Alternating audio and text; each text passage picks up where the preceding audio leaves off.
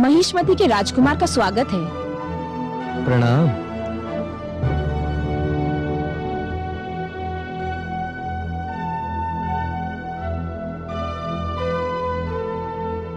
मैं राजकुमारी वंदना हूँ। पिताश्री ने ये सूचना भेजी थी कि आप हमारे राज्य में पधार रहे हैं और मुझे ये आदेश दिया कि आपको यहाँ कोई कष्ट न होने पाए। मैं आपके पिताश्री का आभारी हूँ और आपका भी। यहाँ आपके प्राणों को किसी संकट का भय नहीं है। वो तो मैं आपको देखते ही समझ गया था कि हाँ, मेरे चंचल मन को संकट अवश्य हो सकता है, मेरे प्राणों को नहीं। आप अपने कक्ष में विश्राम करें, मैं आपके भोजन इत्यादि का प्रबंध करती हूँ।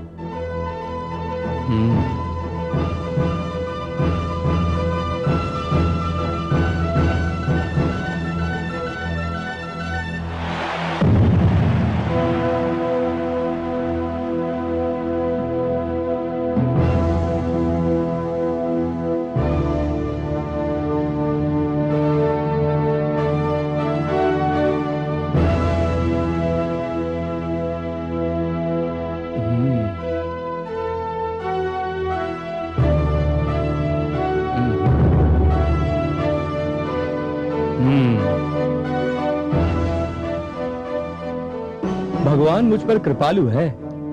मुझे अपने राजभवन से दूर करके ऐसे स्थान पर पहुंचा दिया जहां सौंदर्य है, मन बहलाने के साधन है और विश्राम करने का उत्तम प्रबंध है। कम से कम यहाँ परशुराम से संकट तो नहीं, परंतु मृत्यु का है। कौन है? कौन बोला? कौन है?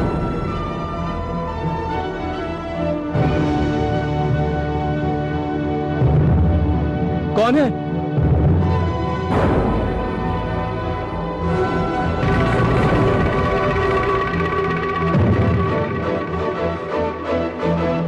कौन है वहां पर? सामने आओ। मैं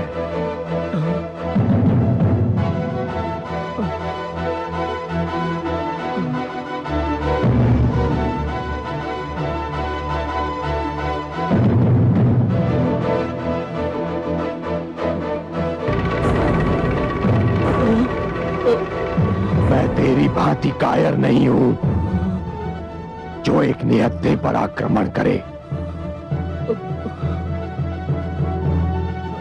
मैं तुझे आत्मरक्षा का पूरा अवसर दूंगा। यद्यपि तूने मेरे पिताश्री को कोई ऐसा अवसर नहीं दिया था।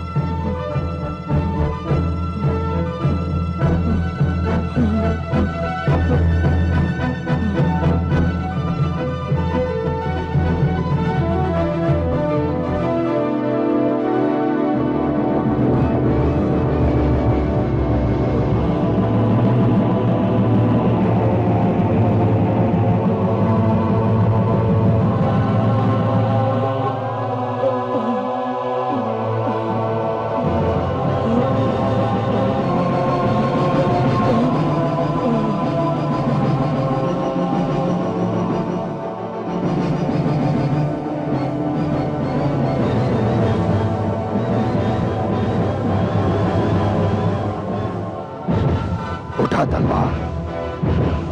नहीं। उठा तलवार। नहीं नहीं। उठा तलवार।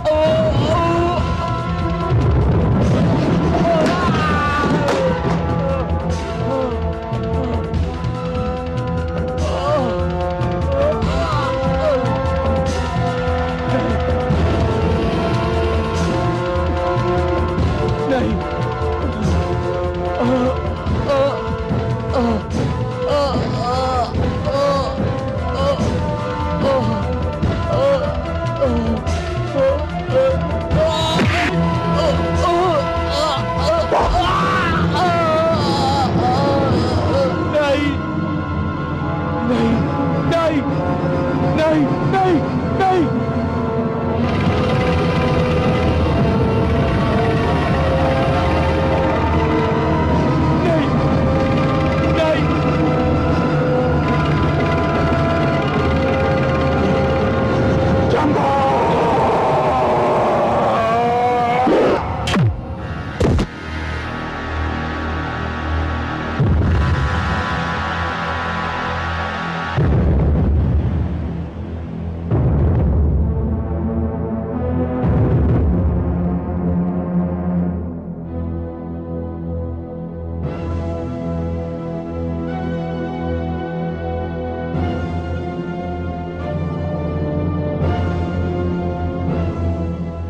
कहिए ब्राह्मण, कहां से आए हो आप?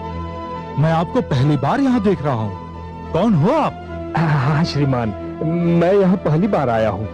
हम महिष्मती नरेश सहस्रार्जुन की पाकशाला के प्रधान हैं। बड़ी प्रसन्नता हुई आपसे मिलकर। कैसे आना हुआ यहाँ आपका? महाराज ने हमें राजकुमारों का विशेष ध्यान रखने के लिए भेजा है। हमारे राजकुमार किसी भी स्थान का और किसी भी प्रकार का भोजन ग्रहण नहीं करते। हम बड़े चाव से भोजन बनाते हैं और हमारे राजकुमार उसे बड़े चाव से ग्रहण करते हैं। हाँ ठीक है, किंतु आज का भोजन तो बन चुका है। आप कल से अपना कार्य आरंभ करें तो अच्छा होगा। कोई बात नहीं श्रीमान, ये भोजन हमें दे दीजिए। लीजिए। हम ले जाएंगे। हाँ हाँ, किंतु याद रहे, कल से भोजन हम ही बनाएंगे। हाँ हाँ ठीक है।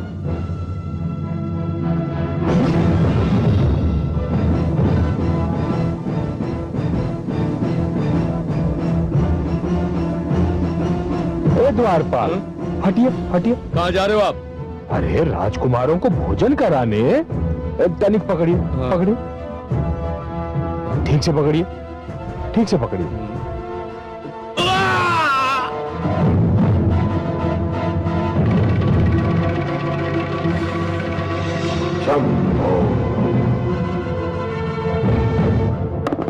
भ्राताश्री, यदि इन क्षत्रिय नरेशों ने हमारी सहायता न की होती तो कदाचित परशुराम हम चारों का अंत कर चुका होता।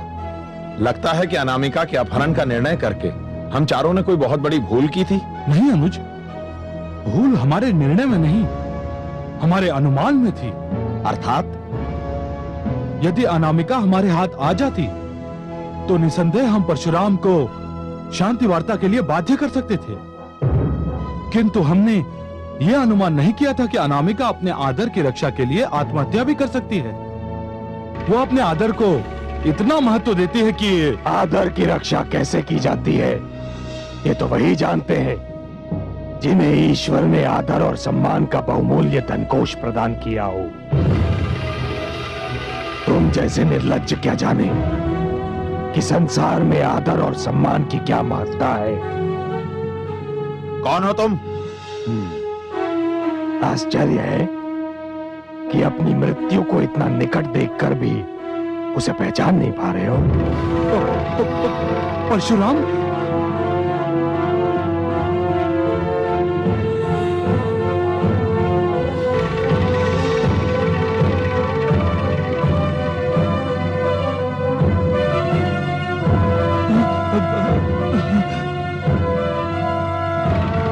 हमें क्षमा कर दो परशुराम। हमें क्षमा कर दो परशुराम। हमें क्षमा कर दो। मुझसे भूल हो गई परशुराम, मुझसे भूल हो गई। भूल और क्षमा दो ऐसे शब्द हैं मूर्खों जो अपराध के घट जाने के उपरांत अपना अर्थ खो देते हैं। तुम लोगों ने एक निष्पाप, भोली भाली और कोमल कन्या अनामिका का वध कर दिया। एक ऐसी कन्या का वध कर दिया जिसने जीवन में पाप करना तो दूर, पाप के विषय में सोचा भी नहीं था।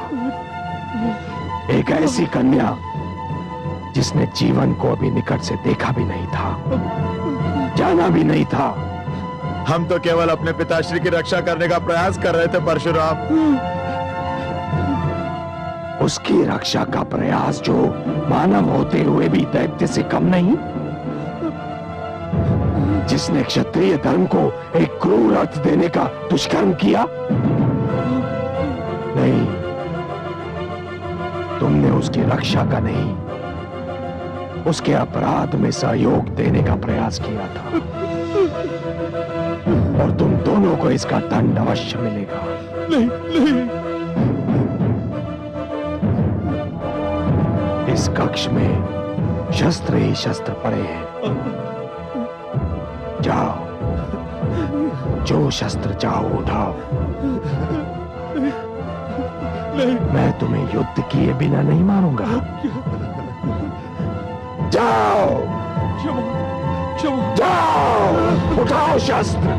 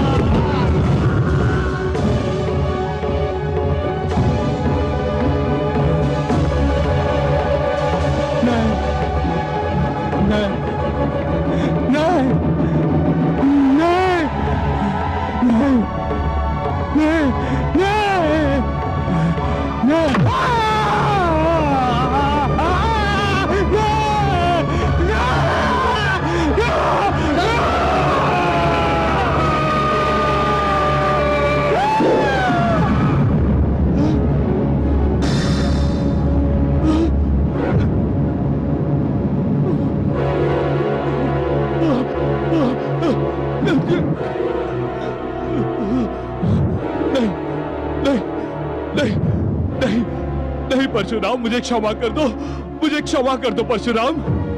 मैं जीवन भर तुम्हारा दास बन के रहूंगा परशुराम, मुझे क्षमा कर दो।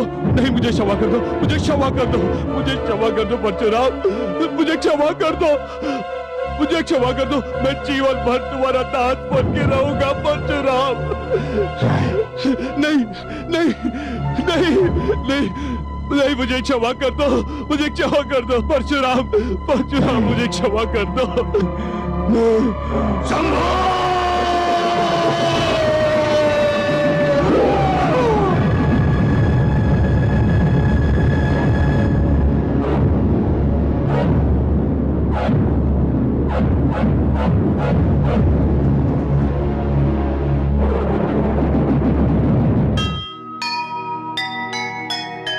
लाख छुपाओ ना छुपे पाप ताप और रोग, मिलता है उसको वही जिसका जो संजोग। जग में करना चाहिए सोच समझ हर काम, अत्याचारी का हुआ सदा यही परिणाम, सदा यही परिणाम। जो सुनेगा ये पुराण पाएगा सुख और ज्ञान, पाएगा सुख और ज्ञान। कर्म को ही धर्म जान, प्रेम की तू छेड़तान।